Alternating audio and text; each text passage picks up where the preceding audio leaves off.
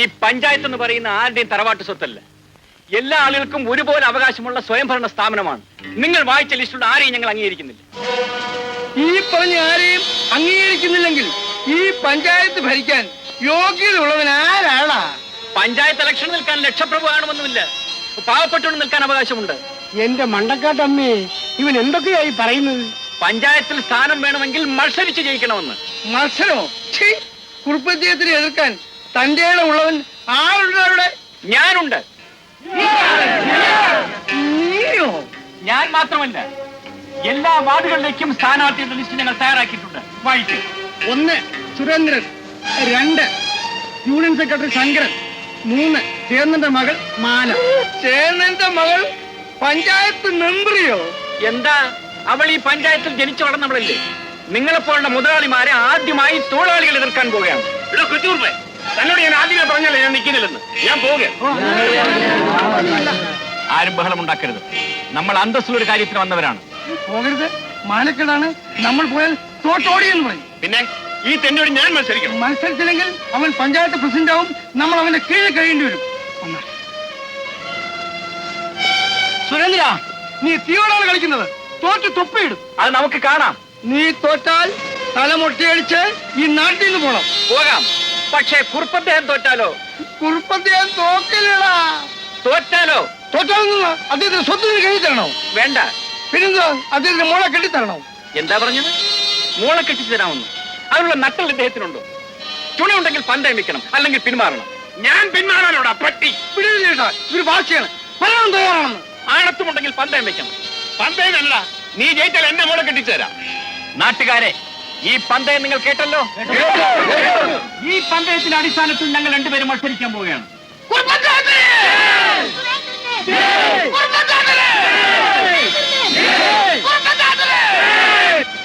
ആരെടുത്താലും ഞാൻ നിൽക്കും. നീ നിൽക്കുവല്ലടാ. എടാ ഗുരുത്വദോഷി, കുറുപ്പദ്ദേഹത്തിന് എതിരായിട്ട് ഇലക്ഷൻ നിൽക്കാൻ നിനക്ക് എന്താടാ യോഗ്യത? ഞാനും ഈ നാട്ടിലൊരു പൗരനാണ്. ഓ, അവന്റെ ഒരു പരവൻ. എടി, നീ അല്ലടി ഇവനെ പറ്റത്? പിന്നെ നിങ്ങളാണോ? ഞാൻ പറ്റി ചവിട്ടി തരും. എടി, കുറുപ്പദ്ദേഹം ആരാ? ഇവനാരാ? ഇവനാരാണെന്ന് നിങ്ങൾക്ക് അറിഞ്ഞൂടെ? എരപ്പാൾത്തരം പറഞ്ഞാലുണ്ടല്ലോ. അത് തന്നെയാണ് ഞാനും പറയുന്നത്. എടാ നോക്ക്, കുറുപ്പദ്ദേഹം 10 കൊല്ലമായിട്ട് ഈ പഞ്ചായത്തിന്റെ സ്ഥിരം പ്രസിഡന്റാണ്. അച്ഛാ, ഈ പഞ്ചായത്ത് അയാളുടെ കുത്തകയാണ്. ആണടാ, അദ്ദേഹത്തിന്റെ നിലയ്ക്കും വിലയ്ക്കും ഈ പഞ്ചായത്തൊക്കെ അദ്ദേഹത്തിന് പുല്ലാണടാ. പുല്ലാണെങ്കിൽ അയാളും ഇത്ര വാശി പിടിക്കുന്നത് എന്തിനാണ് അച്ഛാ? നീ എന്താണ് വിളിച്ചത്? അയാളോ? അവന്റെ കാറ്റ് നിനക്കും വീശി തുടങ്ങി. ഇങ്ങോട്ട് നോക്ക്, ഈ കരയിൽ എന്റെ മുതലാളിയെ പറ്റി കമാന്ന് ഒരക്ഷരം ആരും ശബ്ദിച്ചിട്ടില്ല. എന്നാൽ ഇന്ന് മുതൽ ഞാൻ ശബ്ദിക്കാൻ പോവുകയാണ്. ആരും നീയോ? എടാ, നീ മര്യാദയ്ക്ക് പിൻവലിക്കുകയാണ് നല്ലത്. കാരണം എന്റെ മുതലാളിയോട് എന്റെ മകൻ എതിർക്കാൻ പാടില്ല. എന്നാൽ മുതലാളി അങ്ങ് പിന്മാറാൻ പറയണം. നീ എന്താണ് പറഞ്ഞത്? നിങ്ങൾ എന്തിനാ മനുഷ്യ അവൻ ഇറങ്ങുന്ന വഴിക്കൊക്കെ കോല് വെക്കാൻ നടക്കുന്നത്? ഞാനോ? ഇവനാടി എനിക്ക് കോല് വെക്കുന്നത്? അച്ഛാ, എന്നെ നിർത്തിയിരിക്കുന്നത് ഈ നാട്ടിലെ ചുറുചുറുക്കുള്ള കുറെ ചെറുപ്പക്കാരാണ്. ഞാൻ പിന്മാറിയാൽ അവരുടെ തന്തയ്ക്ക് വിളിക്കും. വിളിക്കട്ടടാ, എന്നെ അല്ലേ വിളിക്കുന്നത്. വേണമെങ്കിൽ അവന്മാര് എന്റെ തന്തയ്ക്കും വിളിച്ചോട്ടെ. എന്നാലും അവൻ പിന്മാറിയേ പറ്റുമല്ലേ? അതേടി, അവൻ പിന്മാറണം. ഈ ജന്മം അത് നടക്കില്ല അച്ഛാ. അച്ഛന്റെ മുതലാളിയെ ഞാൻ തോൽപ്പിച്ച് തൊപ്പിയിടിക്കും. എന്നാ അന്ന് നീ എന്റെ മകനും ഞാൻ നിന്റെ തന്തയല്ലെന്ന് വെക്കും. അച്ഛാ, ചുണയുണ്ടെങ്കിൽ നീ നിൽക്കടാ. മുതലാളിക്ക് വേണ്ടി ഞാൻ നടന്ന് വോട്ടുപിടി. അത് വെറുതെ നാറാനാച്ചാ. എന്റെ ഭഗവാനെ, ഇതെന്തൊരു ഭ്രാന്താ? ഭ്രാന്ത് നിനക്കും നിന്റെ മക്കൾക്കുമാണ്. മുതലാളി ജയിക്കോ ഈ എരപ്പാള് ജയിക്കോ എന്ന് ഞാനൊന്ന് നോക്കട്ടെ. പിന്നെ എന്തെങ്കിലും കഴിച്ചേച്ച് പോ. നീ എന്തോടി പറഞ്ഞത്? എന്തെങ്കിലും കഴിച്ചേച്ച് പോവാൻ? എന്റെ തന്ത വന്ന് കഴിക്കോടി. നിങ്ങൾക്ക് എന്താ ഭ്രാന്താണ്? നാട്ടുകാരുടെ മുമ്പിൽ പന്തയം വെച്ചിരിക്കുന്നു സ്വന്തം മകളെ. നിങ്ങൾ തോറ്റാൽ അവിടെ കല്യാണം കഴിച്ചു കൊടുക്കുമോ? നീ പറയുന്നത് കേട്ടോ, ഞാൻ ഇപ്പോഴേ തോന്നാൻ തോന്നുമല്ലോ. ഞാൻ പറയുന്നതാണോ കുറ്റം? നിങ്ങൾക്കെതിരായി ആരും നിൽക്കില്ലെന്നല്ലേ പറഞ്ഞത്? അപ്പൊ എതിരുണ്ടായില്ലേ? അതുപോലെ ജയിക്കുമെന്ന് വിചാരിക്കുന്ന നിങ്ങൾ തോറ്റാൽ എന്ത് ചെയ്യും? ഞാൻ ഈ നാട്ടിൽ തോറ്റാൽ അന്ന് സൂര്യൻ പടിഞ്ഞാറ് ഉദിക്കും. അമ്മേ, ഞാൻ കല്യാണം കഴിക്കുന്നില്ലെന്നല്ലേ അമ്മയുടെ പരാതി? ഇതാ. എന്താടാ ഇത്? അമ്മയുടെ മരുമകളുടെ കഴുത്തി കിട്ടാൻ പോകുന്ന താലി. ചേട്ടൻ എന്താ ഈ പറയുന്നത്? ഞാൻ കല്യാണം കഴിക്കാൻ പോകുന്നെന്ന്. അതിന് പെണ്ണേതാ? ശങ്കരക്കുറുപ്പിന്റെ മകൾ. രാധകുഞ്ഞോ? അതെ. കുറുപ്പിനെ തെരഞ്ഞെടുപ്പിൽ തോൽപ്പിച്ചാൽ അയാളുടെ മകളെ എനിക്ക് വിവാഹം കഴിച്ചു തരാമെന്ന് പരസ്യമായ അയാൾ വാക്ക് തന്നിരിക്കുകയാണ്. ഞാൻ ജയിക്കും. അയാളുടെ മകളുടെ കഴുത്തിൽ ഞാൻ ഈ താലിയും കെട്ടും. ഇത് വല്ലതും നടക്കുന്ന കാര്യമാണോടാ മോനെ? പിന്നെ നടക്കാതെ കരക്കാരുടെ മുമ്പിൽ വെച്ചാണമ്മേ അയാൾ പന്തയം വെച്ചത്. ഒന്നാം സാക്ഷി കേശവക്കുറുപ്പ്, രണ്ടാം സാക്ഷി എന്റെ അച്ഛൻ. എന്റെ പൊന്നു മോനെ, നീ എന്തിനാടാ ഈ ഏടാകൂടത്തിനൊക്കെ പോകുന്നത്? എനിക്ക് ആകെ പേടിയാകും. അമ്മ പേടിക്കാതിരിക്കും, അമ്മേനെ അനുഗ്രഹിച്ചാൽ മതി. ഈശ്വരൻ നിനക്ക് നല്ലത് വരുത്തട്ടെ.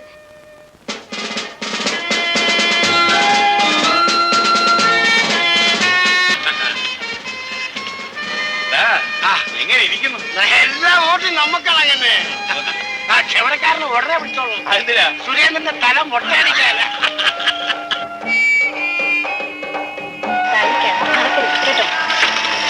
എങ്ങനെ ഇരിക്കുന്നു മോനെ? കർഷക തൊഴിലാളികൾ നേരും നിലയുള്ളവരാണെങ്കിൽ കുറുപ്പദ്ദേഹത്തിന് കെട്ടിവെച്ച കാശ് കിട്ടില്ല.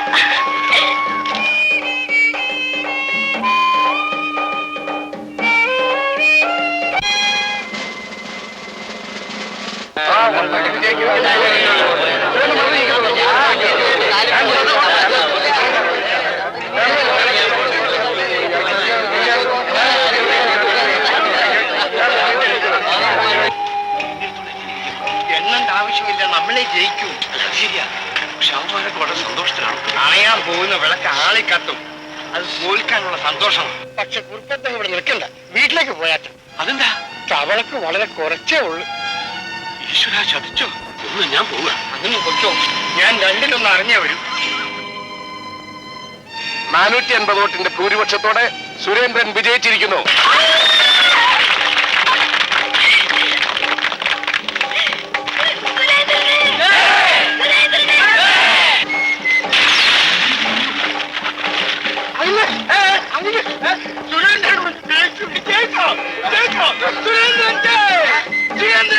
അവൻ ജയിച്ചത് അങ്ങനെ അവനല്ല ജയിച്ചത്, ഞാനാ ജയിച്ചത്. എന്നുവെച്ചാൽ അവനെ ഇലക്ഷൻ നിർത്തിച്ചു, കെട്ടിക്കാൻ പണം കൊടുത്തവ ഞാനാ. എന്റെ മുല്ലത്തെ ഭഗവതി, ഈ കുറുപ്പേ എന്റെ അച്ഛനെ തെണ്ടിച്ചവനാ. അതുകൊണ്ട് മനഃപൂർവ്വം ഞാൻ ഇവനെ തെരഞ്ഞെടുപ്പിന് നിർത്തി അവനെ തോൽപ്പിച്ചു. പോയി സുരേന്ദ്രനടുത്ത് പറഞ്ഞാലേ ഞാന് കിളവനിക്ക് ഒരു തേങ്ങ അടിച്ചിട്ട് വരും. എല്ലാം തകർന്നു മാത്രമേ. ഇനി എന്ത് ചെയ്യും? ഗോവിന്ദനെ ഉടനെ അളിയന്റെ വീട്ടിലേക്ക് അയക്കണം. രാത്രി കുറെ നാളത്തെ ഇങ്ങോട്ട് അയക്കണ്ടെന്ന് അളിയനെ അറിയിക്കണം. ചേട്ടൻ അവിടെ കൂട്ടുകാരനായി സംസാരിച്ചോണ്ട് നിൽക്കുക. നമുക്ക് പോകാം. എവിടേക്കാ? എവിടെയൊക്കെ ഞാൻ പറയാം. വേഗം വാ. അമ്മേ, അവനെ ഇങ്ങോട്ട് കൊണ്ടുപോകുന്നു.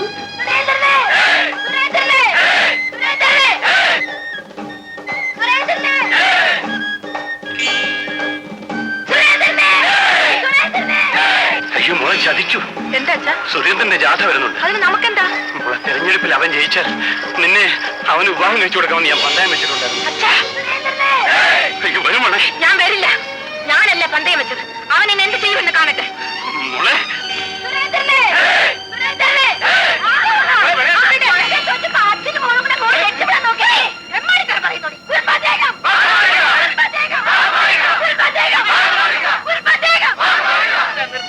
ഇവിടെ ബലം ഉണ്ടാക്കിയിട്ട് കാര്യമില്ല. നമുക്ക് നേരെ കുറുപ്പദ്ദേഹത്തിന്റെ വീട്ടിലേക്ക് പോകാം.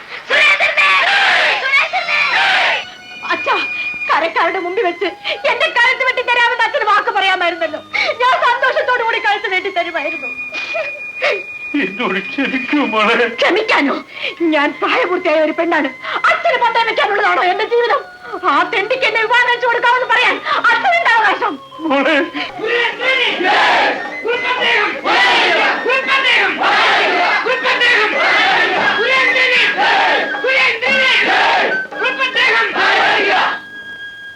സുഹൃത്തുക്കളെ, നിങ്ങൾ സമാധാനമായിരിക്കുക. നമ്മൾ ജയിച്ചവരാണ്. കുറുപ്പ് അദ്ദേഹം അന്തസ്സുള്ളവനാണെങ്കിൽ വാക്ക് പാലിക്കും.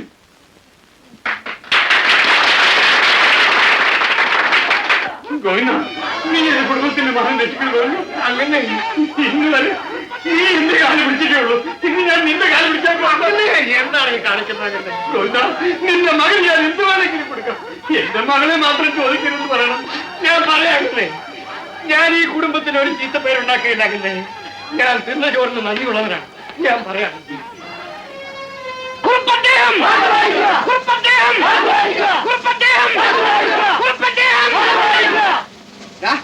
എനിക്ക് നിന്നോടൊരു കാര്യം ചോദിക്കാനില്ല. ഇപ്പൊ ഒന്നും ചോദിക്കാനില്ല. അച്ഛനും മകനും എല്ലാം വീട്ടിൽ. സുരേന്ദ്രൻ കുഞ്ഞിപ്പോ ഞങ്ങൾ ജയിലാണ്.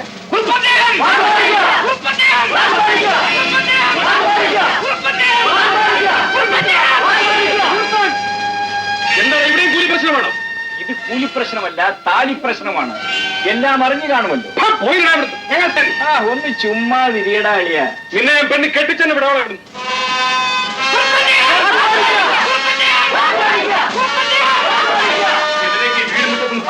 ഞാനും നോക്കട്ടെ.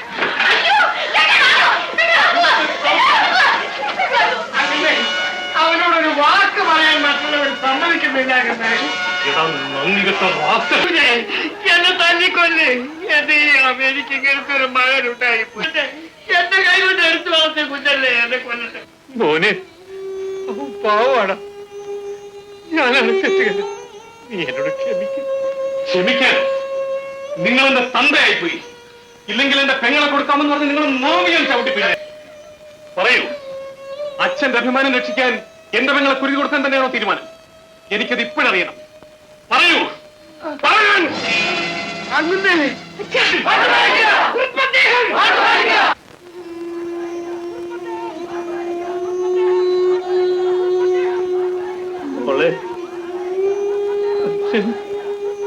തെറ്റ് ചെയ്തു പോയി. മാപ്പ് തരാനുള്ള കാരുണ്യമെങ്കിലും നിനക്കില്ല.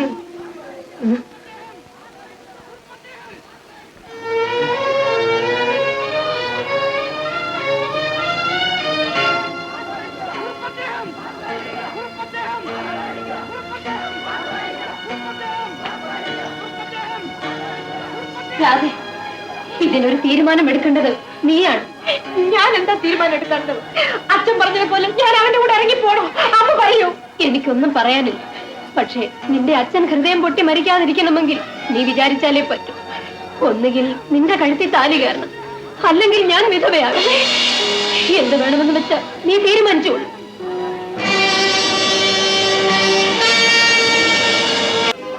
എന്ത് വേണമെന്ന് വെച്ചാൽ നീ തീരുമാനിച്ചോളൂ.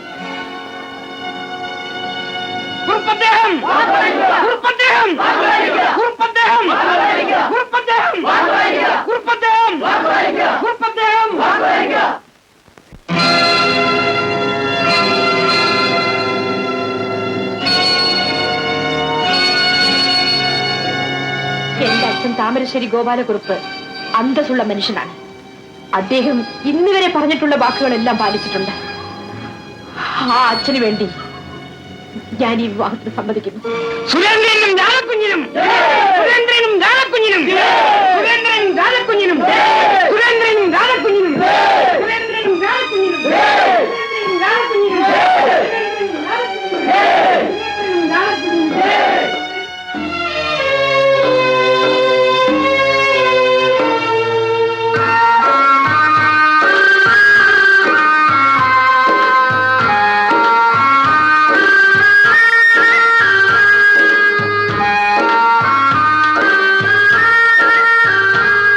ചെയ്ത് കുറച്ചു നേരം നിങ്ങളെല്ലാം ഇവിടെ തന്നെ ഇരിക്കും. ഞങ്ങൾ ഇപ്പൊ വന്നേക്കാം.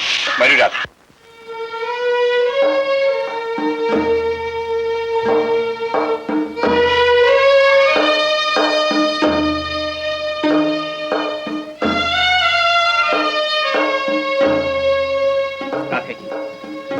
ഈ ആഭരണങ്ങൾ അഴിക്കൂ, അഴിക്കൂ.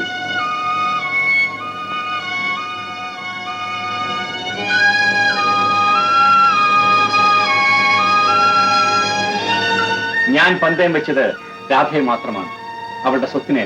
ഇതാ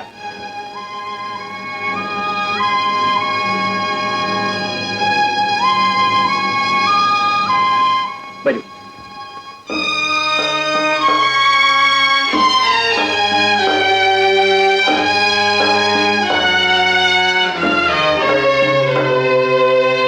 ഈ വിവാഹം മംഗളകരമായി നടത്തിത്തന്ന നിങ്ങളോട് എങ്ങനെയാണ് നന്ദി പറയേണ്ടതെന്ന് എനിക്കറിയില്ല.